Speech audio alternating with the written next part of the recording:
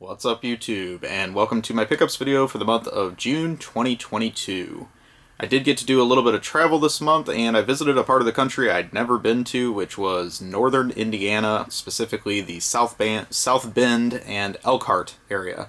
It was kind of interesting to do some game hunting around that area. There's actually quite a few game shops up there, some chain and also some independent stores. That gave me a lot of places to hit, but that being said, the prices were what they are in the current market, so I had to temper my excitement a little bit. But I did find a few things along the way that definitely were pretty neat, and I'll share those with you throughout the video today, along with some online purchases I made. There was a new release I was waiting for this month that just did not show up in time, so most likely that's going to come probably a day or two after I wrap up this video, but I was really looking forward to playing that, so hopefully I'll include that in my next video. But we're going to start off with some PS1 games this month. This was one I got in the mail, and this is Harvest Moon Back to Nature. A couple reasons I wanted this. Just number one, I like Natsume titles, and actually this gets me really close to completing a subset of all the Natsume games for the PS1. I think I need one more, and it's not really an expensive one, so hopefully I'll be picking that up in the next couple weeks and can do a video on that subset for you. I do like the Harvest Moon games. It's not something I play religiously, and also there's just so many of them. But I do have the Super Nintendo one, which kind of started it all, and then a couple of the other early ones, but I've really lost track since then, since it's gone kind of crazy. But this was one of the earlier ones, so I'm sure it'd be interesting to play at least and give it a try. I just haven't got around to it yet because it just showed up in the mail yesterday.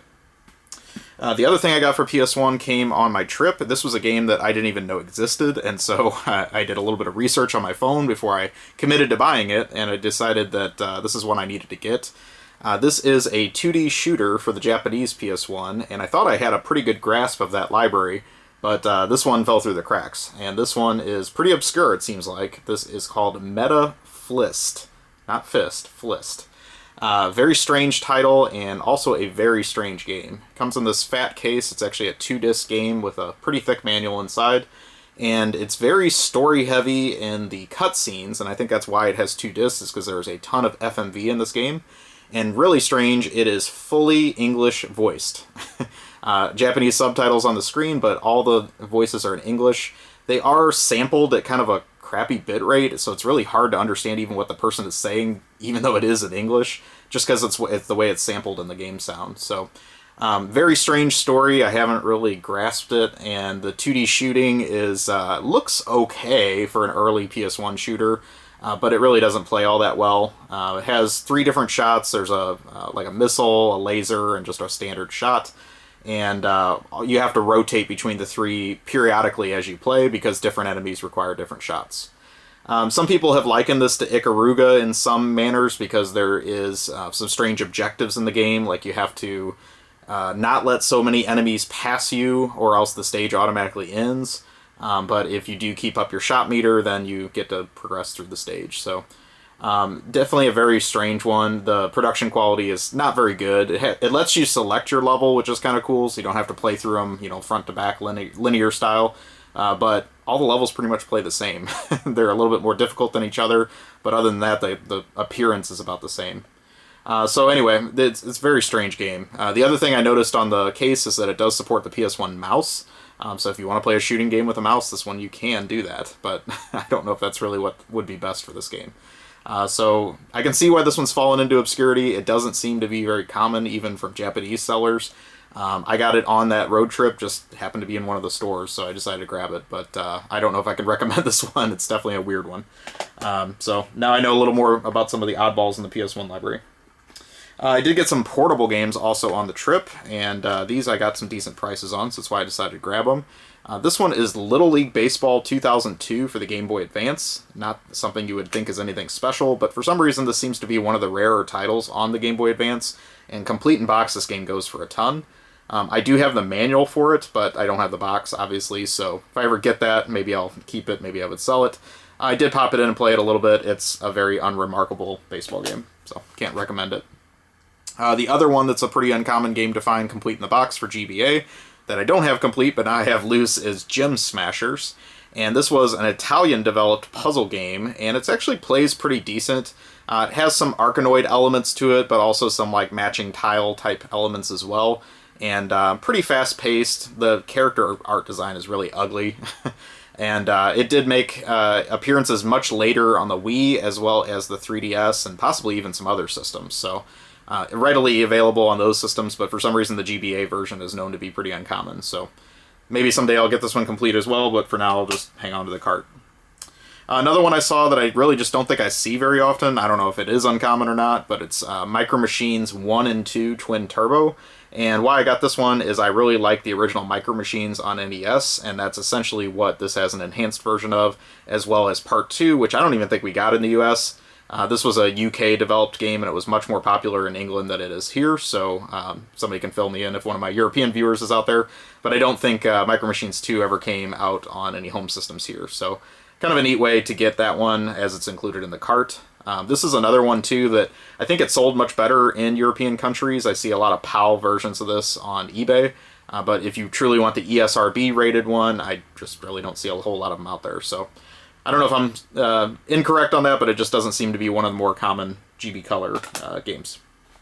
So probably the highlight of things I found on the trip and of this month overall is a complete in-box Game Gear game that, again, I wasn't necessarily looking for complete, but I got a good price on it, and I said I should probably go ahead and grab that, because I don't think I've ever seen it in person complete before. And that is Tails Adventure. And this is the very strange spin-off game from the Sonic universe that starred Tails that came out in Japan, US, and Europe. But the US version is very uncommon, and again, seeing it in the box is definitely very strange. Definitely one of the later releases of the system, came in the purple style box, which was the last design, I think, of the boxes. They went through a lot of different versions, so very happy to have this. I've owned the cartridge of this loose for a long time, and now I'm going to sell that off and then keep this nice complete copy. So overall, it's not perfect, but again, I can't complain too much because you just don't find a whole lot of complete Game Gear stuff. So that's actually all the games I got this month, but I'm going to show you some other accessories and gaming-related things I bought. This was the other very strange purchase of my road trip, and I had never seen this in person before, but I knew it existed. This is the Speed Board by Pressman for the original NES. And this is quite possibly one of the dumbest accessories I've ever seen for the Nintendo, especially one that Nintendo themselves chose to license. So this is a fully licensed accessory, and really all they are selling you is this plastic board. That's it. That is all the accessory is. It has no moving parts whatsoever. And the intention of this is that you snap your NES controller into it, which I've done here, controller not included. And what the intention here is that you should be able to set it down on your lap or a table and mash the buttons faster than you ever possibly could if you were just holding the controller yourself. So maybe that would work for a game like Track and Field. Other than that, I don't really know what on earth you would need this for.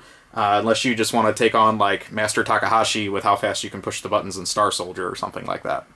But yes, this was a licensed accessory, and I don't think they sold a whole lot of these because it is very goofy, and now I have it. So this piece of plastic will live on in some corner of my game room, but I thought I had to get it because when else am I going to see one of these? So definitely an uncommon accessory for the NES.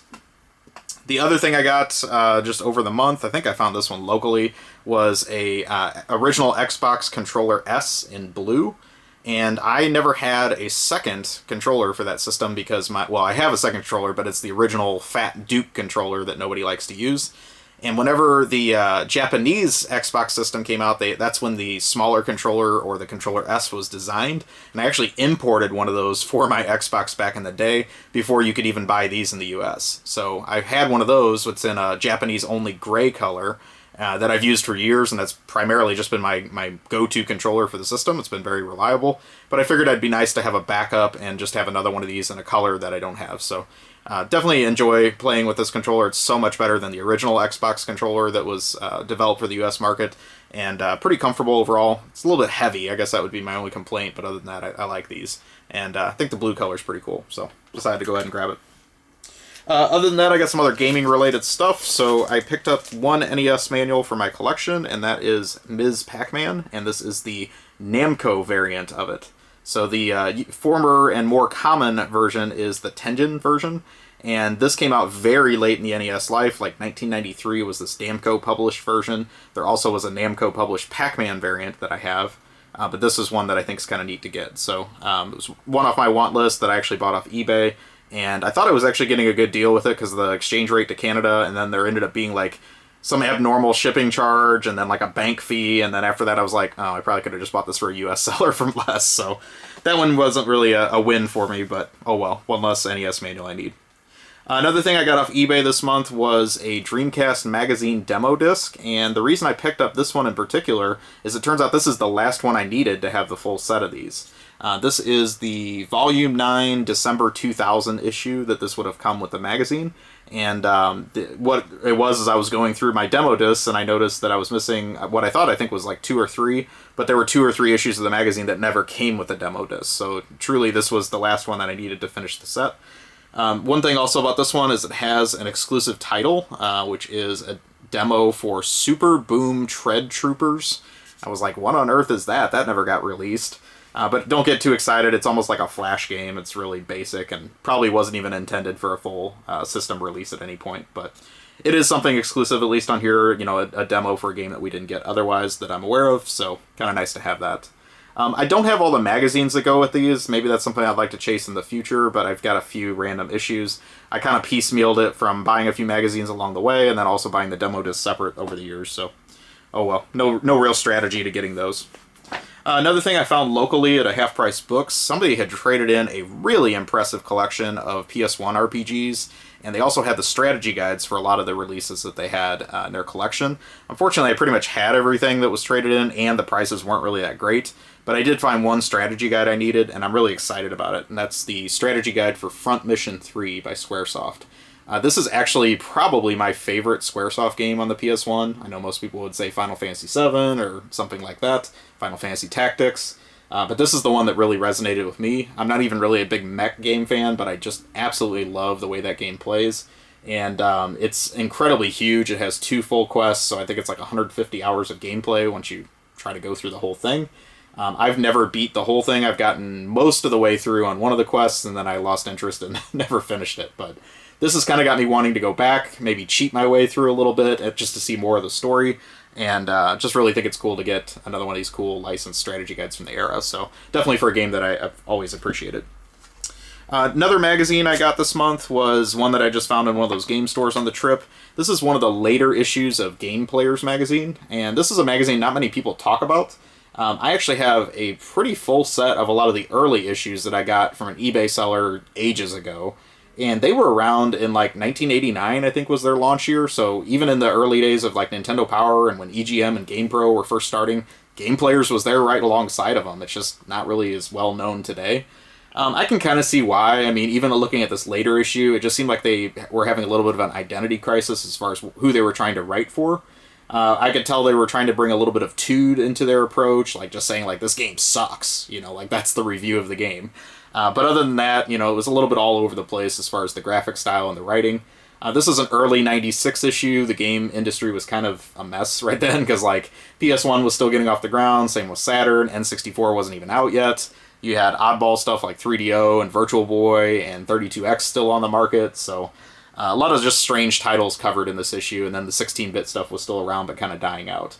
The other thing I thought was really weird as I was reading this is there is a like meetup or matchup section in the letters section, and it was for like people to put in their full address, their interests, and request pen pals and correspondence. And I just thought, how strange is that back in 25 years ago, 27 years ago, whatever it was, that you could have, you know, like preteens putting in their full name and address, their age, and who they're looking for in a magazine, and just they would publish that kind of thing. So definitely something you probably wouldn't see today, and kind of some creepy Beavis and Butthead type vibes to what people were looking for in those classified ads, if you want to call it that. So definitely a relic of its time. But yeah, I don't know if I'll chase down more of these game players from this era, but this one was kind of a weird one. One other magazine I got this month, this just also came from that Half Price Books. This is a Nintendo Power, and I don't typically buy a lot of Nintendo Powers, but this one caught my eye. This one's from like 95 era, and I just thought it was really strange that they put Weapon Lord on the cover for Super Nintendo, because that game flopped miserably and nobody really liked the game. But what was even stranger about this issue, and what a missed opportunity, is the other feature story on this one is Earthbound. And honestly, it has like a 16-page spread on Earthbound, but they didn't give it the cover. And it was a Nintendo property, which is so strange to me. So to my knowledge, I don't think there ever was a Nintendo Power that featured Earthbound on the cover, but if you are an Earthbound fan, this is the issue you would want to get, because it really does have a lot of background information on the game, the developer of it, an interview with the Japanese designer, you know, things like that. So a lot of fan service for Earthbound fans in this very odd Weapon Lord issue. But yeah, like I said, I don't really collect a whole lot of Nintendo Powers. The writing just feels a little bit juvenile for me, but this one I can see why it would have some fans of it. But that's about it, honestly, for the month, so hopefully you enjoyed taking a look at what my finds were. Please take a moment, like, comment, subscribe, let me know what you think, and I will talk to you soon. Have a great day or night, wherever you are.